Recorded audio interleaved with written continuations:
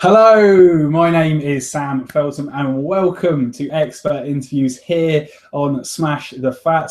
For you today, we've got a returning guest who previously talked to us about the fatty acid facts, which is a great interview. Check it out, search fatty acid facts on our YouTube channel. You can see it there. And it's registered dietitian and now book author of the Low Carb Dietitian's Guide to Health and Beauty, Franziska Spritzler. How you doing, Franziska? I'm doing great, Sam. How are you?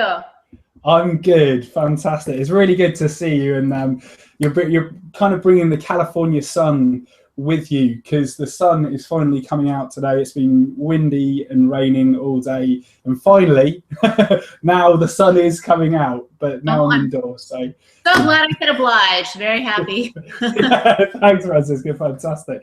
As I said, you've written a new fantastic book called the Low Carb Dietitian's Guide to Health and Beauty. And before we kind of get into all the nitty gritty stuff here, can you tell us a little bit about how you got into the position that you are today? Sure.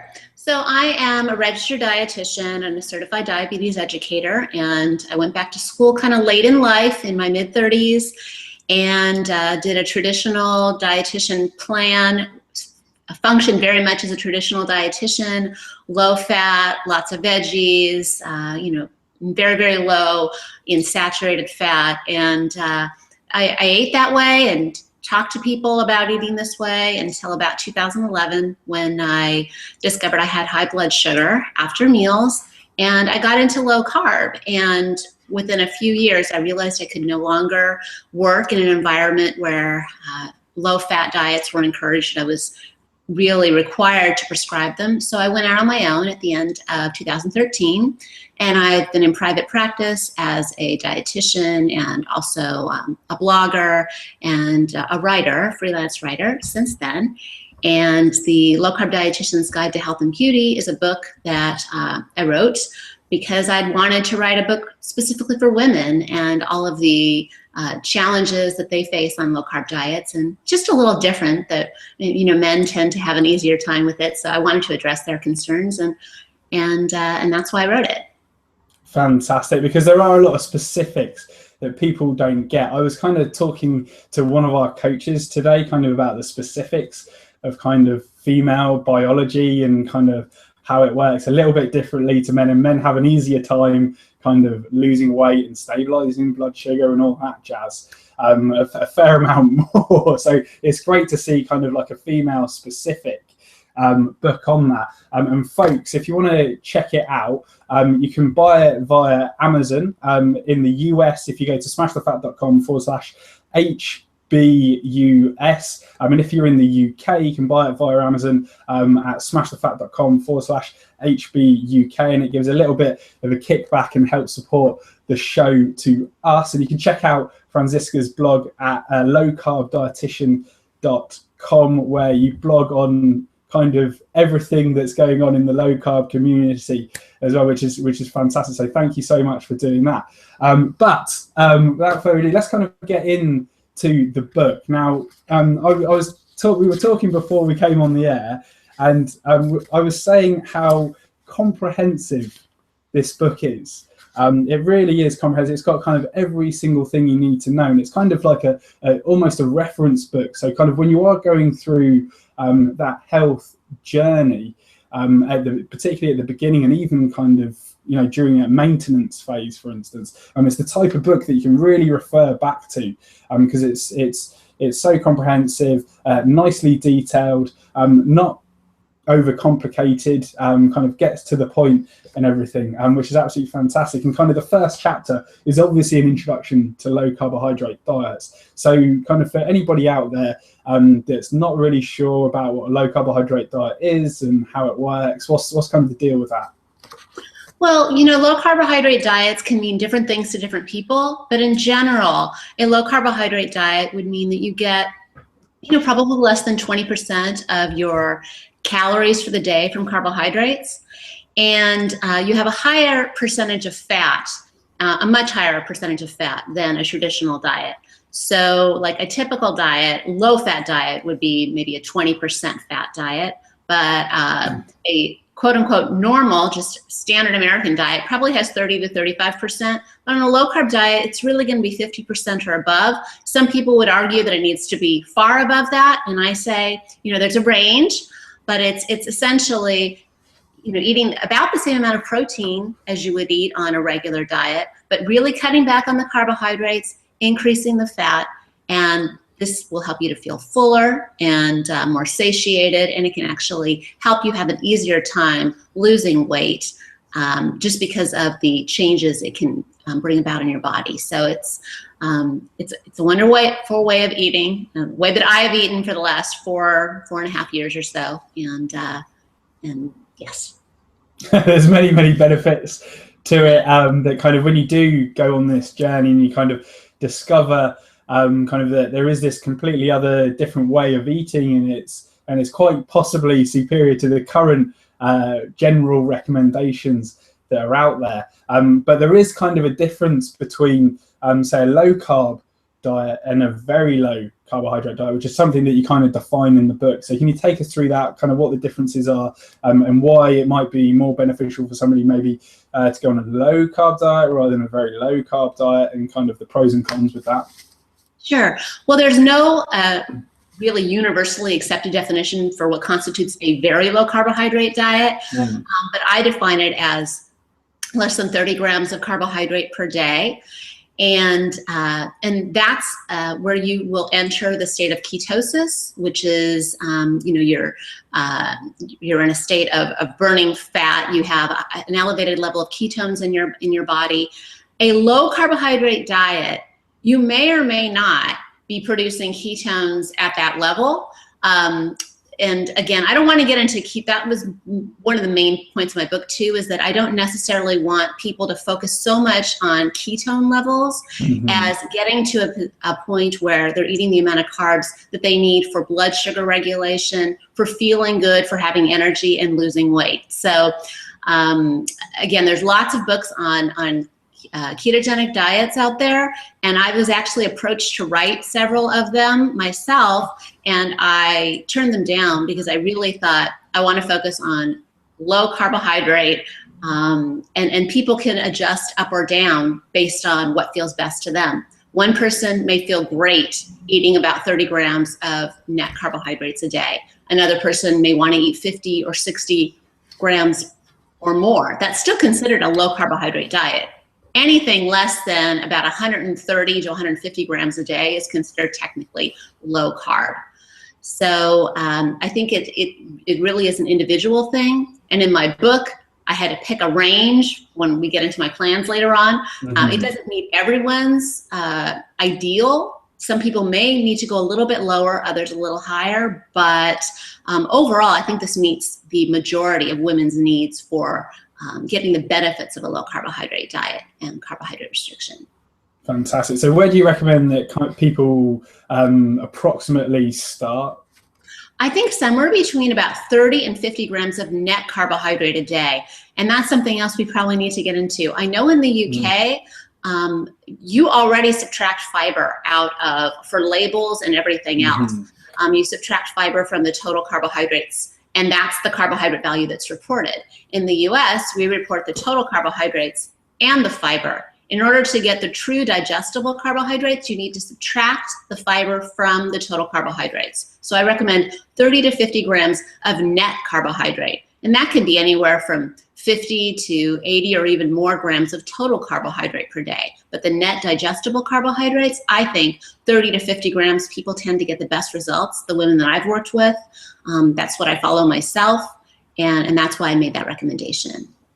Fantastic. Now, there are kind of a few controversies in the low carb world, and kind of the first one is sugar substitutes. Kind of, you know, there's like a constant battle with that. So what's your opinion on that part of the debate? I really think it's individualized. I'm not completely anti artificial sweetener at all. As you read in the book, I used them for years. Ever since I went on my first diet as an adolescent, I used sugar substitutes of various kinds. I think we have a lot of really nice natural ones that are available now that have less side effects.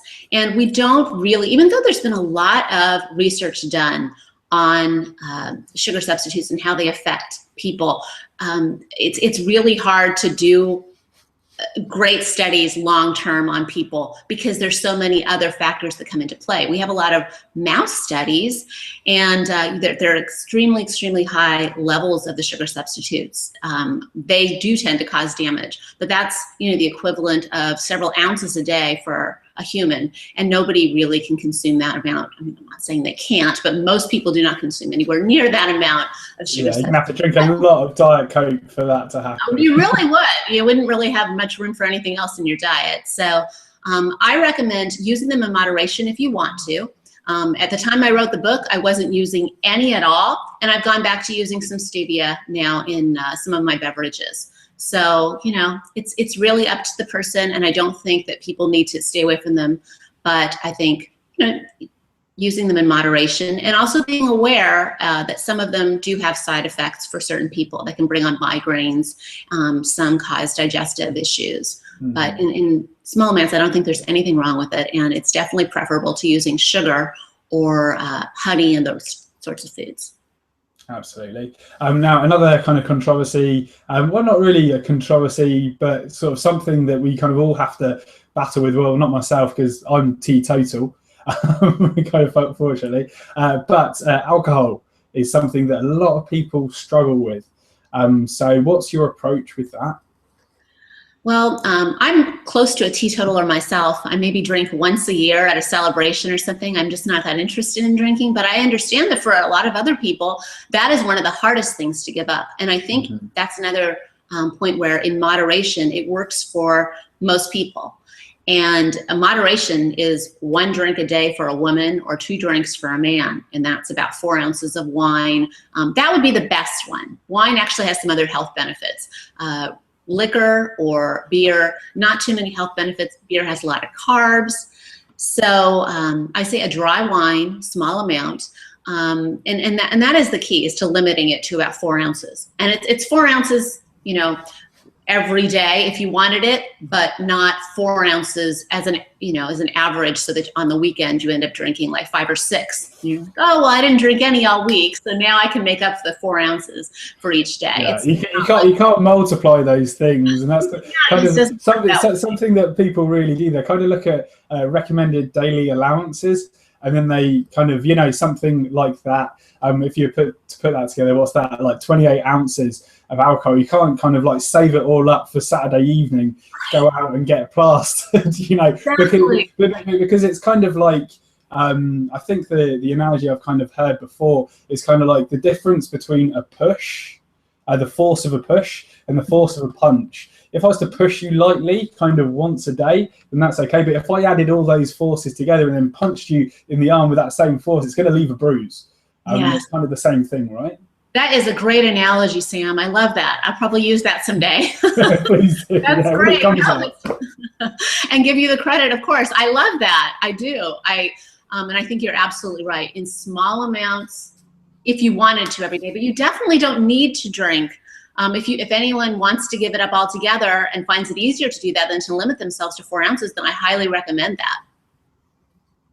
Yeah, absolutely. And the other thing that kind of a lot of people kind of get confused about a little bit is calories, particularly obviously in the low carb world, because it's kind of a mass controversy. Well, not a mass controversy, but it's kind of up there for debate, I'd say. So kind of what's your take on this whole kind of calorie situation? Okay, yes, very controversial. So calories in, calories out, I don't believe in that, but I do believe that the calories do count. There's many things that go on with hormones and with the amount that you're going to burn. You can't necessarily burn off if you eat 1,000 calories and you go on a machine and it tells you you've burned 1,000 calories off. I don't believe that that's true. There's so many other things that are happening. But I do believe that you still need to be in a caloric deficit in order to lose weight. Now, being on a low carb diet makes that much, much easier, and it keeps your insulin levels low so that it's easier to lose weight. But eating, especially for a woman, eating 3,000, 4,000 calories a day and keeping carbs at 20 grams, you're not going to lose weight. Now, some very active young men, I have heard, they say, I'm eating so many calories every day and I'm losing this weight. But are they really eating it every day, for one thing? Maybe there are some days that eat 3,000 or 4,000 calories, but they probably the next day make up for it by eating less, just naturally. That's what I also find with a low-carb diet. You end up naturally taking in fewer calories, and but still feeling satisfied. And as long as you're meeting all of your needs by eating enough protein and getting the vitamins and minerals that you need, then it's okay to have some days where you're at a lower calorie level than you necessarily need, and you will lose weight. But calories definitely do count. And I feel like the only people who really will say that they don't count at all are sometimes people who have never had a weight problem. I've seen dietitians, a couple of very thin young dietitians who say, as long as you're eating real food, you can eat as much as you want and the calories don't count. But I don't agree with that. I agree that eating whole foods, you're gonna likely eat less and you're gonna use those calories in a better way for fueling yourself rather than just being stored. But we still need to pay attention to calories.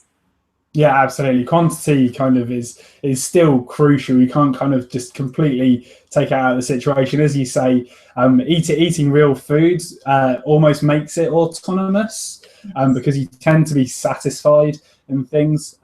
But kind of, still, as you say, if you're kind of eating 5,000 calories a day, I mean, including my own experiments there with real foods, particularly on the vegan high carb one, I kind of put on almost 5 kilograms, which is about 11 pounds.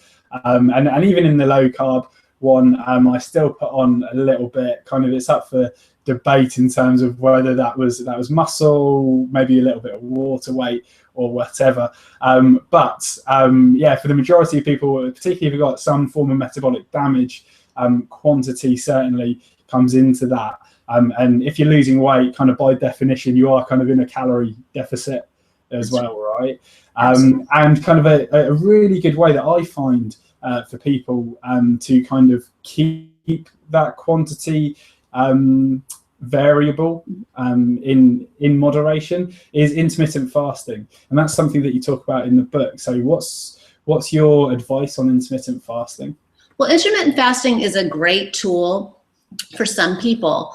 Where you eat 1 or 2 meals a day, and I really recommend having 2, especially for women, having just 1 meal a day.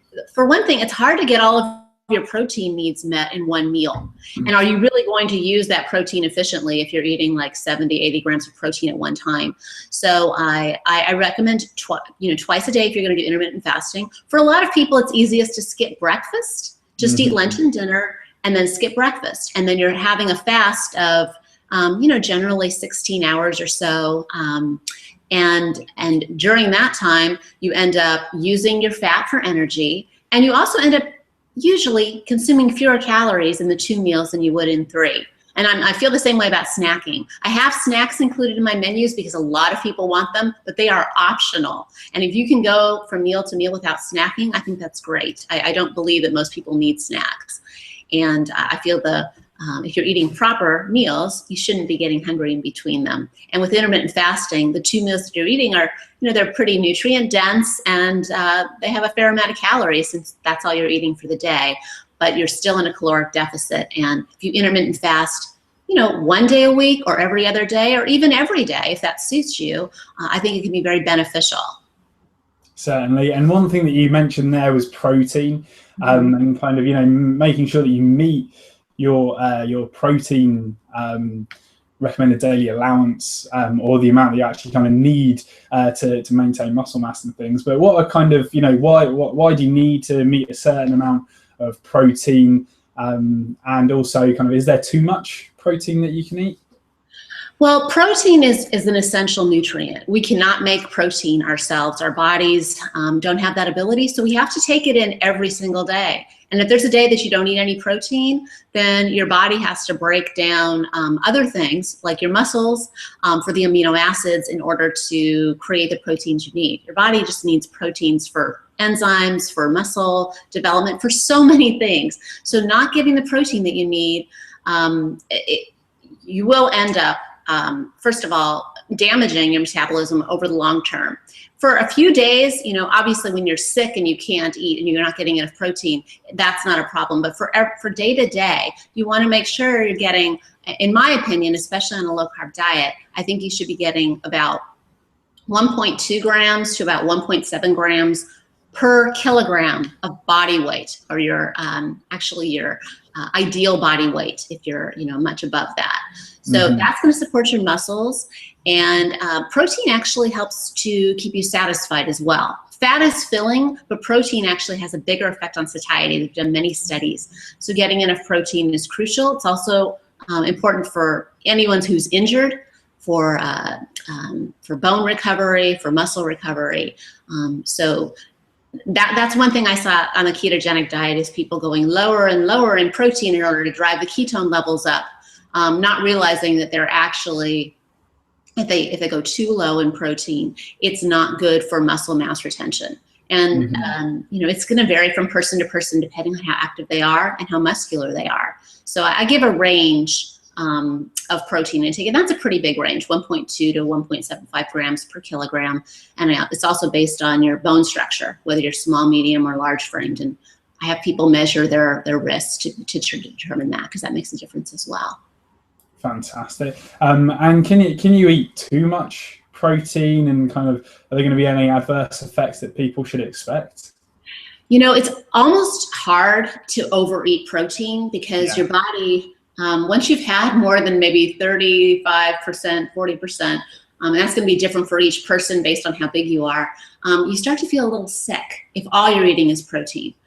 But yes, over the long term, if you do too much, if you have any kind of pre-existing kidney damage, it's certainly not good for you.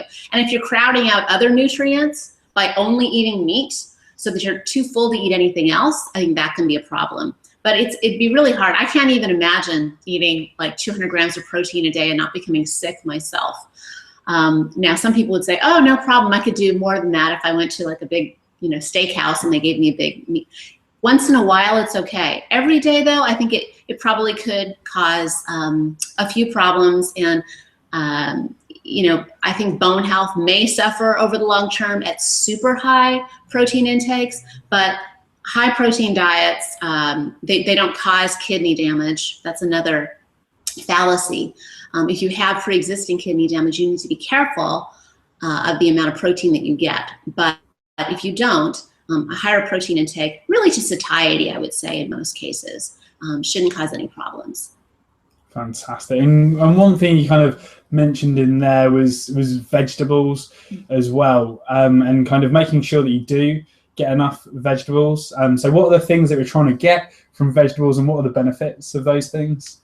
Yeah, so vegetables have a lot of phytonutrients. Those are plant nutrients. They're only found in plants. And that's why I think a healthy low-carb diet needs to contain lots of animal protein and animal fats, but also vegetables, because you cannot get those phytonutrients in the animal foods. You simply can't. You also don't get any fiber. And fiber, particularly soluble fiber, is really beneficial.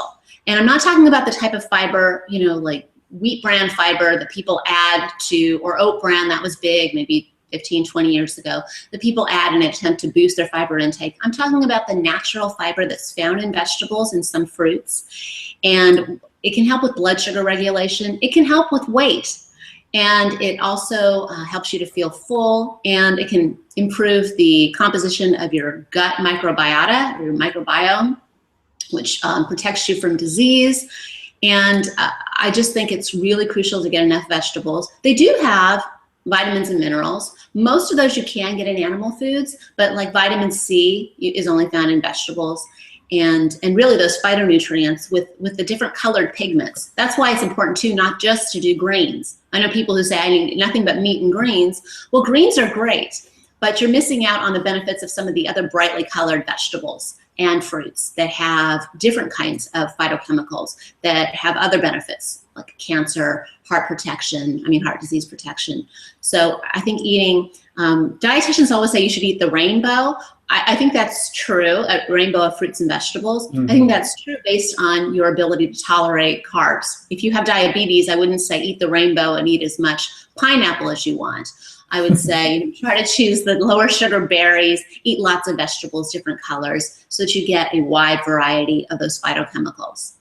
Fantastic. And that's kind of when you get really into the specifics of things. And that's why it's kind of important to have a reference book like this so that you can actually kind of read about those specifics, because it's so difficult to get everything across in just a 30-minute interview, isn't it? But that's why it's kind of so important to get a book like this one. So that you do know what you're going to be doing in that. Now, it is a guide to health and beauty, Franziska. So what are kind of, the benefits of a low-carb diet to do with health and beauty? Well, first and foremost, health is the most important thing. Absolutely. Without health, we have nothing. It doesn't matter what we look like. But I feel that if you eat a very healthy, whole foods-based diet, and especially a low-carb one, you will also be more attractive. The beauty will come from within. And, I'm getting older. I'll be 49 this year, and there's no way. I still can't believe that, Franziska. It's crazy. Yeah. You look at over 30. Oh, please. Thank you. I appreciate it. I mean, there's no way to stop the aging process. There isn't. No. We're all going to age. But why not do the best that we can, taking care of our health so that we feel good, but that we also look as good as we can. I don't think it's, it sounds vain to say, I care what I look like, but I think we all do to some degree, maybe some more than others. But why not eat foods that are not only nourishing to the inside, but also help you to look better on the outside? So that was my goal with this book and recommending. And I looked over my list of the 10, top low-carb beauty foods. And I could have added a few others, but they're mostly plant-based. There is fatty fish, which I think is extremely important for so many things, but it does help your skin to look more dewier, I think, and also help to prevent wrinkles, and plus it's a good source of protein. But a lot of them were vegetables and some berries, nuts, and plant foods. So all of these are very low in carbohydrates, but they actually have beauty boosting potential. So they take care of the outside and the inside. Absolutely. And kind of, I suppose it's internal beauty as well as kind of the superficial external beauty in terms of, having clearer skin, nicer hair, stronger nails and things like that. But it kind of does, as I said, help out with that internal beauty in terms of the regulation of your hormones as well, particularly serotonin and cortisol and things like that, making sure that those are being regulated properly so that you can try and be the best that you can be, because if you're having kind of detrimental effects on your serotonin, then there's kind of risk of depression and things like that, isn't there? Absolutely. It's really how you feel on the inside and what's going on inside. And, I started low carb 4 years ago, and I don't think I look much different. I think my skin's a little bit better than it was 4 years ago, which is nice to say, but it looked pretty good before. The reason I went on a low carb diet was because my blood sugar was being elevated. And I knew that long-term that does damage. It does damage to, the blood vessels that lead to your kidneys and your eyes and nourish your heart, but also over the long term, blood sugar that's very high can damage your skin. If you look at people who have uncontrolled diabetes over the long term, their skin usually does not look nice. It looks a lot older, and this is just what happens. So you want to have good blood sugar control, good hormonal control, and eating a low carb, whole foods based diet really allows those things to occur. And you're right about the serotonin. cortisol. Stress can play a huge role in how you look, how you feel, and definitely your weight. So by following a lower carb diet based of really healthy foods, you can follow a low carb diet, that's based on lots of processed foods too. It's not necessarily healthy, and that was the other point I wanted to make, is that this is really focusing on foods that that you can just pick up at the grocery store. It's not something that you have to send away for some bar magic. Yeah, I have to go to farmers markets kind of every weekend. Yes, it's because everyone's always looking for the magic bullet, and it really is just finding what works for you, but within a whole foods base, and then adjusting carbs, whatever works best for you. Fantastic. As I said at the beginning, it really is a comprehensive book with kind of everything in it, and that includes kind of sample menus for low carbohydrate diets, and kind of how to put in intermittent fasting, and kind of higher fiber, as well as kind of moderating a moderate amount of saturated fatty acids. But kind of out of the recipes, what do you think is your favorite out of those? Oh my goodness. Well, I think one of the most popular is the savory spinach cheesecake. It has spinach, it has bacon, eggs, cheese, a lot of low carb beauty foods in there, healthy foods. It's very satiating. That's one of the most popular ones. And then also the beverage that's become really popular is hot cocoa tea. Almost every client I work with that I talk to about this, they just love it, and it's very, very easy to make. Just need a tea bag, cocoa powder, and some sweetener, a little half and half for cream, and you're there. So, but I have several recipes, and so far I've gotten really good reviews from them. And I didn't include any pictures in the book, but online there's lots and lots of pictures of food that I don't think really can be competed with anymore in print books. It's very difficult, isn't it? Yes, they have like the step-by-step instructions and everything. So instead of doing that and making the book extremely expensive, I just gave the basic description of the recipe and also all of the nutrient information on each one as well.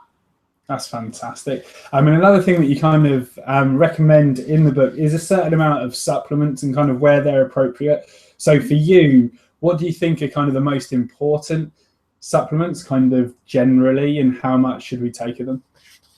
Magnesium is one that a lot of people overlook. It's I think there's an estimate like 85% of people are deficient in magnesium. And unless you have kidney problems, there's really no downside to taking magnesium. So I recommend supplementing with that. Most people are also deficient in vitamin D. So vitamin D3 should be taken.